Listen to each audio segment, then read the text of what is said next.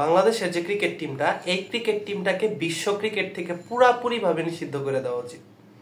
এই দলের ক্রিকেট খেলার আইসিসির সাথে সম্পৃক্ত সংযুক্ত থাকার কোনো অধিকার নেই ভাই। এমন একটা বাজে দল, এমন ফালতু একটা টিম ক্রিকেটের সৌন্দর্যটারই নষ্ট করতেছে।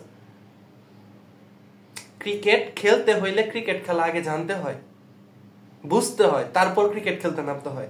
আমাদের দেশের যে ক্রিকেটাররা, এদের দেখা মনে হয় যে মানে কি বলবো, ধরে ধরে না কোত্থেকে বসায় দিছে, একটা আইসিসি টুর্নামেন্ট খেলতে চলে গেছে বা একটা আন্তর্জাতিক ক্রিকেট টিমের সাথে খেলতে চলে গেছে, যা সুন্দর করে হাইরা হাইরা আসতেছে।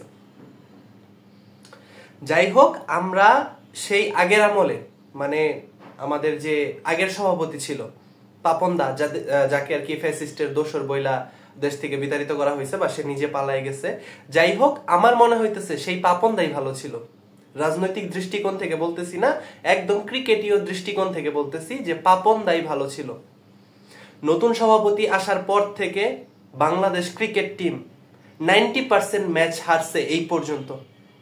যতগুলা খেলা হয়েছে তার মধ্যে 90% ম্যাচ হারছে বাংলাদেশ, যার মধ্যে আরব আমিরাতের মতো দলের সাথে বাংলাদেশ হারলো। একটা ম্যাচ হারছিল, দ্বিতীয় ম্যাচটা, তৃতীয় ম্যাচ হারলো, তৃতীয় ম্যাচ হেরে সিরিজ হারলো। প্রথমবারের মতো আরব আমিরাতের মতো কোন দলের সাথে আমরা সিরিজ হারলাম, টি-20 সিরিজ। বাংলাদেশের ক্রিকেটারদের কি করা উচিত জানেন? এখন সর্বপ্রথম কি করা উচিত? আরব আমিরাত যে দুইটা ম্যাচ বাংলাদেশের সাথে জিতলো, মানে প্রথম ম্যাচটা তো বাংলাদেশ জিতছিল, পরের দুইটা ম্যাচ, দ্বিতীয় এবং তৃতীয় ম্যাচটা আরব আমিরাত জিতলো। সেই দুইটা ম্যাচের হাইলাইটস 30 বার করে দেখা উচিত প্রত্যেকটা প্লেয়ারের, যে কিভাবে আরব আমিরাত খেলছে, কিভাবে ব্যাটিং করছে, খেলার মাঠে তাদের অ্যাপ্রোচ কোন কোয়ালিটির ছিল, প্রত্যেকটা মুহূর্তে তারা কি পরিমাণ কনফিডেন্স নিয়ে, কি পরিমাণ মানে ডমিনেটিং একটা মনোভাব নিয়ে তারা খেলছে। এইটা আমাদের দেশের ক্রিকেটারদের 30 বার বৈশা হাইলাইটস দেখা উচিত খেলাগুলোর। প্রত্যেকটা বিষয়, প্রত্যেকটা প্লেয়ার অ্যানালাইজ করা উচিত যে তারা কিভাবে, কোন পরিমাণ, কি কোয়ালিটির অ্যাপ্রোচ নিয়ে মাঠে খেলছে। তারপরেও এরা শিখতে পারবে বলে আমার কোনো দিক দিয়ে মনে হয় না, কারণ এরা আসলে ক্রিকেট খেলতেই আসে নাই। এরা মিডিয়ার সামনে বড় বড় কথা ছাড়া আর কিচ্ছুই করতে পারে না। এদের যে মুখের কথা, তানজিম হাসান সাকিব কি কোয়ালিটির বাজে বোলিং করছে সেটা আমরা অলরেডি দেখছি।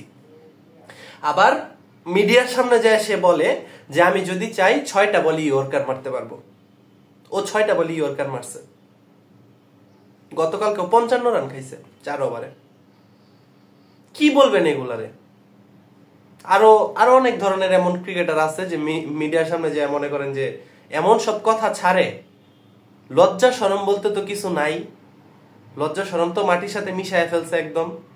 তারপরে আবার দেশের যে মনোভাব সেটাও নষ্ট করতেছে মিডিয়ার সামনে এইসব আবল তাবল কথা বইলা। আমাদের দর্শকরা আগে উল্টাপাল্টা কথা বলতো ক্রিকেট নিয়ে, মানে আমরা এই করে ফেলবো, ওই করে ফেলবো, এইসব কথাবার্তা বলতো অন্য দেশে ছোট কইরা। এখন আমাদের দর্শকরা একটু ভালো হয়েছে, কিন্তু আমাদের ক্রিকেটাররাই এখন ফালতু হয়ে গেছে। তারাই আবল তাবল কথা বলে মিডিয়ার সামনে যায়। আমাদের যে ক্যাপ্টেন ছিল, প্রাক্তন ক্যাপ্টেন শান্ত, তার কথাবার্তা আপনারা অলরেডি দেখছেন বিভিন্ন মিডিয়ার, বিভিন্ন প্রেস কনফারেন্সে বা মিডিয়ার সামনে। তার কথাবার্তার ধরন কেমন? একটা ম্যাচ, জিম্বাবুয়ের সাথে ম্যাচ হেরা সে বলে তার নাকি খারাপ লাগতেছে না। কি বলবেন আপনি? লজ্জা শরম বলতে কিচ্ছু নাই ভাই।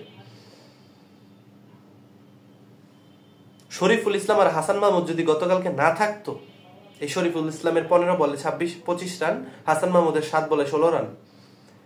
হাসান মাহমুদ 3টা ছক্কা মারছে, একটা 4 মারছে। আর জাকের আলী টুকে 34 বলে 41টা রান করছে। এইগুলা যদি না করতো তাহলে কি অবস্থা হইতো বাংলাদেশের কালকে? 84 রানে বাংলাদেশের 8 উইকেট ছিল, যেই রানটা 162তে গিয়ে 9 উইকেটে থামছে। 84 রানের 8 উইকেট ছিল, বুঝতেছেন? আরব আমিরাতের সাথে 14 ওভারে বাংলাদেশের 84 রানে 8 উইকেট ছিল। হাসান মাহমুদ আর শরীফুল ইসলাম এই রান করতে করতে সেই 162তে নিয়ে গেছে। মানে 10 নাম্বার ব্যাটিং এর সর্বোচ্চ স্কোর মনে হয় টি-20তে হাসান মাহমুদ কালকে যে করলো 15 বলে 25 রান, এটাই সর্বোচ্চ 10 নাম্বার ব্যাটসম্যান হিসেবে। চিন্তা করেন, আমাদের টপ অর্ডার ব্যাটসম্যানদের যেটা করার কথা সেটা আমার মানে লাস্ট ব্যাটসম্যান 10 নম্বর ব্যাটসম্যান করে কোনোভাবে একটা মানে অসম্মানজনক হার থেকে সম্মানজনক হারের দিকে নিয়ে গেছে, আর কিছু না। মানে আমাদের হারটা হয়তো একটু অসম্মানজনক, সেই হারটা হারলাম সম্মানজনক ভাবে, মানে 162-তে আমরা গেছি, আমরা 100-র আগে অল আউট হই নাই। এখন এইটা ভাই ভাই আমাদের শান্তি পাওয়াইতে হবে নিজেদেরকে, এইটা ভাই ভাই আমাদের শান্তি পাইতে হবে আর কি। যাই হোক, বাংলাদেশ ক্রিকেট টিম নিয়ে আমার আর কিছু বলার নাই, অনেক বলে ফেলছি ভাই, বলতে বলতে আমি এখন ক্লান্ত, এই যে ঘাম ঝরতেছে। আর কত বলবো বাংলাদেশ ক্রিকেট টিম নিয়ে।